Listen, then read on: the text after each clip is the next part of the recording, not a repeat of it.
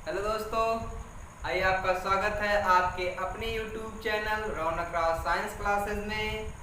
आज आपकी हेडिंग है बायो सेवर्ट का नियम। आज हम इसके बारे में पढ़ेंगे, बायो सेवर्ट के बारे में पढ़ेंगे, इनके नियम के बारे में पढ़ेंगे, इनके सूत्र कैसे हैं, उसका कहाँ प्रयोग होता है, इसके बारे में पढ़ेंगे। आपको एक बात कर दे रहा हूँ भैया, वीडियो को अंत तक देखिएगा, थोड़ा सा मन लगा के पढ़ेंगे तो 101% की गारंटी है कि पक्का समझ में आएगा। आइए भाई देखिए, आपको बिना देरी किए हुए आपके टॉपिक पर चलते हैं। आपकी टॉपिक है बायो सेवर्ट का नियम। आपको तो ये बोर्ड पे दिख ही रहा है कि सब कैसे क्या है, ये आपका फिगर बायो सेवर्ट का। लेकिन इससे पहले हम उसकी परिभाषा को जान लेते हैं। बायो सेवर्ट के प्रयोगों में कैसे क्या किया गया है, किस प्रकार से किस आधार पे उसको बताया गया है, इसके बारे में देखिए हम बताने जा रहे हैं आपको बायो सेवर्ट का नियम। बायो सेवर्ट, आप लोग दो नाम पढ़ रहे हैं, बायो और सेवर्ट, यानी कि बायो और सेवर्ट जो थे भैया वो दो वैज्ञानिक थे। भाई वो कितने वैज्ञानिक थे? वो दो वैज्ञानिक थे। तो वही है कि बायो और सेवर्ट जो है दो वैज्ञानिक थे, ऐसा नहीं कि वो एक ही थे, वो दो लोग थे। चलिए आइए उनके बारे में पढ़ते हैं। क्या है कि सर्वप्रथम ओस्टेड ने प्रयोग के आधार पर यह पता लगाया कि हमने आपको ओस्टेड का प्रयोग बताया, तो वो सर्वप्रथम ने ओस्टेड के प्रयोग के आधार पर यह पता लगाया कि जब किसी चालक, कह रहा है कि जब किसी चालक में विद्युत धारा प्रवाहित की जाती है, तो हमने बताया ना, जब किसी चालक में विद्युत धारा प्रवाहित की जाती है उसके चारों एक चुंबकीय क्षेत्र उत्पन्न हो जाता है। इसके बाद बायो तथा सेवर्ट ने प्रयोग के आधार पर धारावाही चालक से उत्पन्न चुंबकीय क्षेत्र की तीव्रता का सूत्र प्राप्त किया। जैसे ओस्टेड ने बताया कि जब किसी चालक में क्या प्रवाहित किया जाता है, ध्यान देंगे भैया, कि जब किसी चालक में क्या है कि जब किसी चालक में विद्युत धारा प्रवाहित की जाती है तो उसके चारों ओर एक क्षेत्र उत्पन्न हो जाता है, जिसे हम चुंबकीय क्षेत्र कहते हैं। लेकिन ये प्रयोग किसने बताया था भैया? ओस्टेड ने बताया था। लेकिन ओस्टेड के अलावा अब बायो सेवर्ट क्या कह रहे हैं कि जब किसी चालक में विद्युत धारा प्रवाहित की जाती है तो उसके चारों तरफ एक क्षेत्र चुंबकीय क्षेत्र उत्पन्न हो जाता है अब इसके बाद बायो सेवर्ट देखिए क्या कह रहे हैं। इसके बाद बायो सेवर्ट तथा प्रयोगों के आधार पर धारावाही चालक में उत्पन्न चुंबकीय क्षेत्र की तीव्रता का सूत्र ज्ञात किया। जब ओस्टेड ने बताया कि यदि किसी चालक में विद्युत धारा प्रवाहित की जाती है तो उसके चारों तरफ एक चुंबकीय क्षेत्र उत्पन्न हो जाता है। फिर वहीं से बायो सेवर्ट जो थे, दोनों वैज्ञानिक थे, वे उन्होंने विचार विमर्श किया तो उन्होंने बताया कि यदि उसके अंदर जब विद्युत क्षेत्र उत्पन्न हो जाता है तो उसका सूत्र ज्ञात करने के लिए तो क्या कहे कि धारावाही चालक में उत्पन्न चुंबकीय क्षेत्र की तीव्रता ज्ञात करने का सूत्र बता रहे हैं। अब ये देखिए आपका ये क्या है, ये फिगर है, ये आपकी बिंदु P है, ये बिंदु A है। ये जो A और B है आपकी क्या भैया, यही धारावाही क्या है, A और B आपका क्या भाई, यही धारावाही चालक है।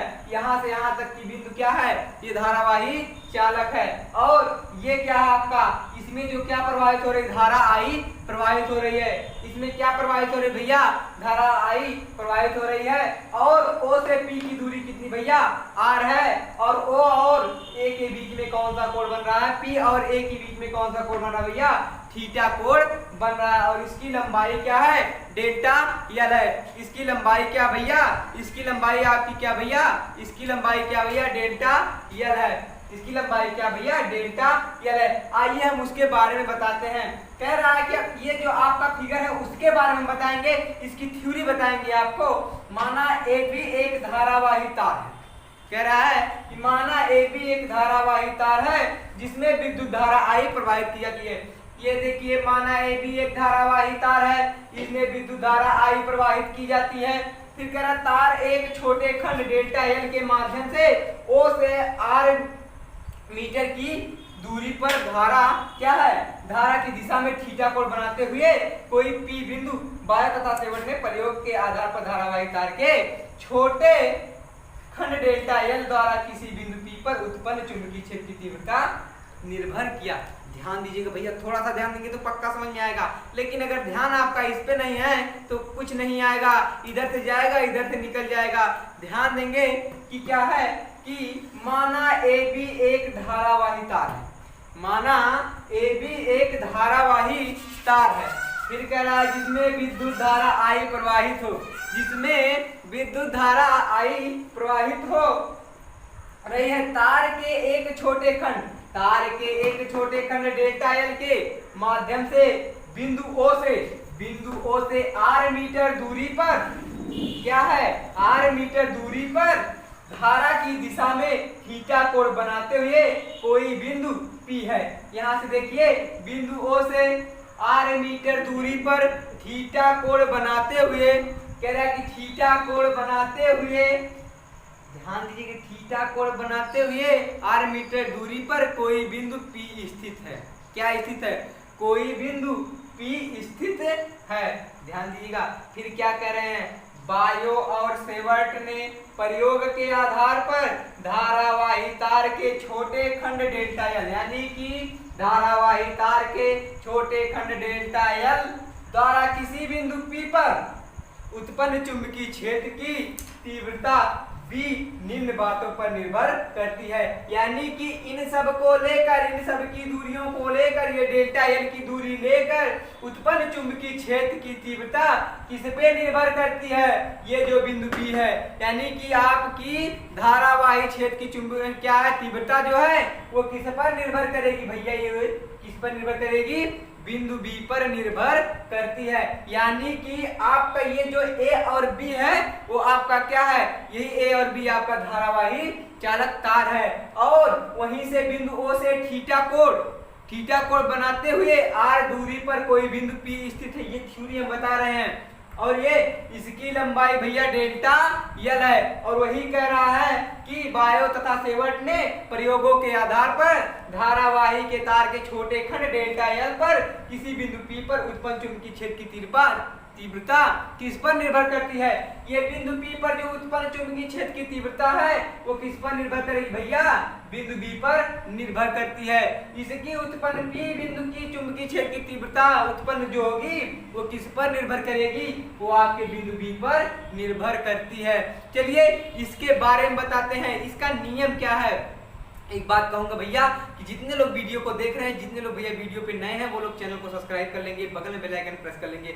हम यही बात बार बार आप लोगों से कहते हैं, व्यूज तो मेरा ठीक है बट लेकिन आप लोग चैनल को सब्सक्राइब नहीं कर रहे हैं, कमेंट नहीं कर रहे हैं। हम आपको कितनी बार कहते हैं कि भैया कमेंट कर लिया करिए, कमेंट कर दिया करिए, लेकिन आप लोग को जैसे कोई फर्क नहीं पड़ता, सर्दी पढ़ा रहे हैं, पढ़ रहे हैं, ये कोई बात नहीं भैया। जब तक कमेंट नहीं करेंगे तब तक मैं संतुष्ट नहीं हो सकता। चलिए आइए आपको इसके बारे में आगे समझाते हैं। आइए दोस्तों, आपका अगला पॉइंट है, हमने बताया था इसके निम्न पॉइंट हैं, तो इसके पॉइंट क्या है, कह रहा है कि यह चालक में प्रवाहित विद्युत धारा I के अनुक्रमानुपाती होता है। कौन अनुक्रमानुपाती होता है, आपका जो फिगर बना था वो क्या, विद्युत क्षेत्र की तीव्रता B के अनुक्रमानुपाती होता है। तो B अनुक्रमानुपाती I समीकरण नंबर 1 मान लीजिए। वही कह रहा ना कि जो उस चालक में धारा प्रवाहित हो रही है I, वो किसके अनुक्रमानुपाती होती है, विद्युत क्षेत्र की तीव्रता के, यानी कि B के अनुक्रमानुपाती होती है। तो क्या है कि B अनुक्रमानुपाती I समीकरण नंबर 1 मान लीजिए। B अनुक्रमानुपाती I समीकरण नंबर 1 मान लीजिए। नंबर दूसरा समीकरण क्या होगा कि देखिए, कह रहा है कि यदि चालक खंड की डेल्टा एल, यदि चालक खंड की लंबाई डेल्टा एल के अनुक्रमानुपाती हो, तो क्या है, यदि चालक खंड की डेल्टा एल लंबाई के अनुक्रमानुपाती हो तो B प्रोपोर्शनल डेल्टा एल समीकरण नंबर 2 मान लेंगे। ठीक है, समीकरण नंबर 2 मान लेंगे। समीकरण नंबर 1 माने आपने B प्रोपोर्शनल I के, और दूसरा समीकरण माना आपने B प्रोपोर्शनल डेल्टा एल के।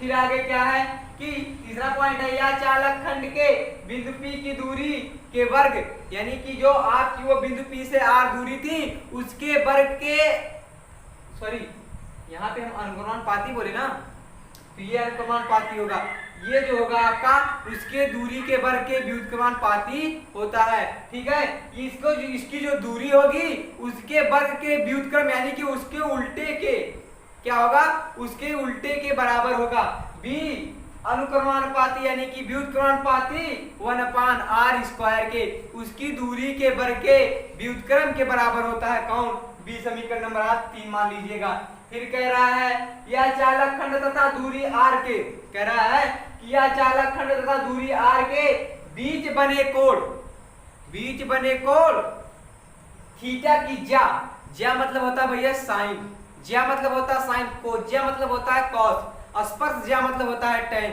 ध्यान देंगे ये चीज, आपको हमने पीछे वाले वीडियो में बता दिया है, जब आपको हमने पीछे पढ़ाए थे चुंबकीय क्षेत्र, उसमें हमने आपको बताया है, ये सब आपको बताया है कि क्या साइन को क्या कहते हैं, कॉस को क्या कहते हैं, टेन को क्या कहते हैं। लेकिन एक बार हम फिर से दोहरा दे रहे हैं, साइन को आपका कहा जाता है ज्या, और कॉस को कहा जाता है क्या, कोज्या, और टेन को कहा जाता है स्पर्शज्या। तो वही है, उसकी थीटा कोण की ज्या साइन के अनुक्रमानुपाती होती है। तो B proportional sine theta, B proportional sine theta समीकरण नंबर 4 मान लेंगे, समीकरण नंबर 4 मान लेंगे। हाँ भैया देखिए आगे अब क्या करना है आपको, अब कुछ नहीं करना है, अब आगे आपको कुछ नहीं करना, केवल थोड़ा सा ध्यान से देखना है। ध्यान से देखने के बाद आपको लिखना है, लिखने के बाद एक बार फिर से पढ़ लेना है, पढ़ लेने के बाद आपका वीडियो खत्म हो जाएगा। खत्म होने के बाद आपको एक काम करना होगा, वो काम मैं बता रहा हूँ। आपको चैनल को सब्सक्राइब करना होगा, बगल में बेल आइकन प्रेस करना होगा, और वीडियो कैसा है, कैसा बना है, आपको समझ में आया है कि उसके बारे में आपको कमेंट करना होगा। बस एक काम आपको यही करना है और दिमाग लगा के पढ़ना है। देखिए अब क्या करना है आपको, समीकरण 1, समीकरण 2, समीकरण 3 तथा 4 को मिलाने पर कह रहा है, समीकरण 1, समीकरण 2, समीकरण 3, समीकरण नंबर 4 को आपस में मिलाने पर पहला समीकरण आपका क्या बना था, बी प्रोपोर्शनल आई, दूसरा समीकरण बना था यानी कि बी अनुक्रमानुपाती है किसके, धारा आई के। फिर दूसरा समीकरण बना था बी प्रोपोर्शनल किसके, उसकी लंबाई डेल्टा एल के। फिर तीसरा क्या बना था, तीसरा बना था जो ओ से पी की दूरी है आर है, उसके बीच में क्या दूरी है आर है, उसकी दूरी के वर्ग के व्युत्क्रम के अनुक्रमानुपाती होता है, यानी कि बी प्रोपोर्शनल 1/r²। और चौथा समीकरण आपका बना क्या, चौथा समीकरण बना जो पी और ओ और पी के बीच जो थीटा कोण बना है वो क्या है, वो साइन ज्या, यानी कि साइन ज्या मतलब आपका साइन थीटा कोण के अनुक्रमानुपाती होता है। तो वही है भैया आपका चौथा समीकरण बना बी प्रोपोर्शनल साइन थीटा के। तो समीकरण नंबर 4 बना आपका। तो वही कह रहा समीकरण 1, 2, 3, 4 को मिलाने पर तो हमने मिला दिया, तो बी प्रोपोर्शनल आई गुणे पहला समीकरण आपका बना आई गुणे डेल्टा एल गुणे 1/r गुणे साइन थीटा। जब आपस में इसका गुणा करेंगे ऊपर सबका गुणा हो जाएगा, नीचे सबके बटे में 1 कर सकते भैया, सबके बटे में 1 कर दीजिए, कोई दिक्कत हो तो गुणा में नीचे गुणा में अंश का गुणा अंश में, हर का गुणा हर में, अंश का गुणा किया गया तो आई डेल्टा एल साइन थीटा आ गया। जब हर का गुणा किया गया तो आर स्क्वायर आ गया। अभी प्रोपोर्शनल का चिन्ह है आपका मार्क लगा हुआ है। तो अब ये जब ये चिन्ह आपका हटेगा तो एक कांस्टेंट आएगा, एक नियतांक आएगा। वो नियतांक आपका क्या है, μ0/4 आपका वो जो नियतांक है वो क्या है, μ0/4 b इक्वल टू ये प्रोपोर्शनल का चिन्ह हटा तो आपका क्या आ गया, b equal to μ0/4 I delta L sine theta upon R square newton प्रति एम्पियर मीटर। क्या आया भैया, न्यूटन प्रति एम्पियर मीटर। ये चीज आपको नोट में लिखना है, ये चीज आपको किस में लिखना भैया, नोट में लिखना है। जहां μ0/4 एक नियतांक है, हमने आपको बताया कि नियतांक आएगा, वही कह रहा है कि जहां μ0/4 एक नियतांक है जिसका मान 10⁻⁷ न्यूटन प्रति एम्पियर मीटर होता है, जिसका मान क्या होता है, न्यूटन प्रति एम्पियर मीटर होता है। और दूसरा केवल μ0 का मान क्या होता है, μ0 क्या होता है वो बता रहे हैं, उसका मान क्या होगा, केवल μ0 को निर्वात की चुंबकशीलता कहते हैं। जो μ0 है उसे निर्वात की चुंबकशीलता कहते हैं। देखिए भैया μ0 को क्या कहते हैं, μ0 को निर्वात की चुंबकशीलता कहते हैं। इसका मान होता है 4 गुणे 10⁻⁷ न्यूटन एम्पियर स्क्वायर होता है, यानी कि इसका मान केवल μ0 का मान क्या होगा, 4 गुणे 10⁻⁷ न्यूटन प्रति एम्पियर स्क्वायर होता है। एक बात यहीं से फिर से देख लीजिए, आपका समीकरण 1, 2, 3, 4 को मिलाएंगे तो आपका आपस में ऊपर का अंश का गुणा हर में कर देंगे, हर का गुणा हर में कर देंगे। तो बी प्रोपोर्शनल आई अपान 1 गुणे डेल्टा एल अपान 1 गुणे 1/r² गुणे साइन थीटा अपान 1।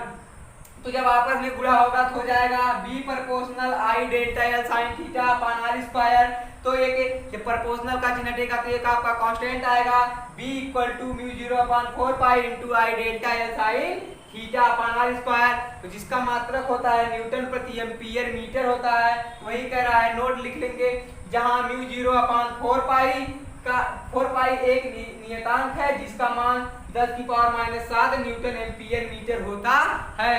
म्यू जीरो को निर्वात यानी कि केवल म्यू जीरो को क्या कहा जाता है, म्यू जीरो को निर्वात की चुंबकशीलता कहते हैं। इसका मान होता है 4 पाई × 10⁻⁷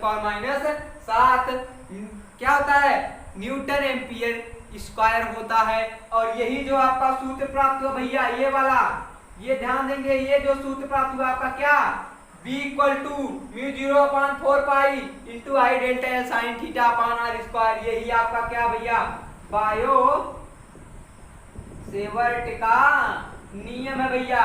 यही है आपका बायो सेवर्ट का नियम। क्या है, यही जो है b equal to mu 0/4 pi into I delta L sine theta upon R square, यही आपका है बायो सेवर्ट का नियम। चलिए भैया, आपकी वीडियो यहीं पे खत्म होती है। मिलते हैं आपसे अगले वीडियो में। जितने लोग वीडियो को देख रहे हैं भैया, एक बार फिर से कहूंगा कि वीडियो को लाइक कर दीजिएगा, शेयर करिएगा और चैनल को सब्सक्राइब कर लीजिएगा, बगल में बेल आइकन प्रेस कर लीजिएगा, जिससे मेरी लेटेस्ट वीडियो जैसे मैं अपलोड करूं सबसे पहले आपको मिले। और एक बात और कहूंगा भैया, आपके पास जितने भी ग्रुप हैं वीडियो को शेयर कर दीजिएगा। मिलते हैं आपसे अगले वीडियो में, तब तक के लिए जय हिंद।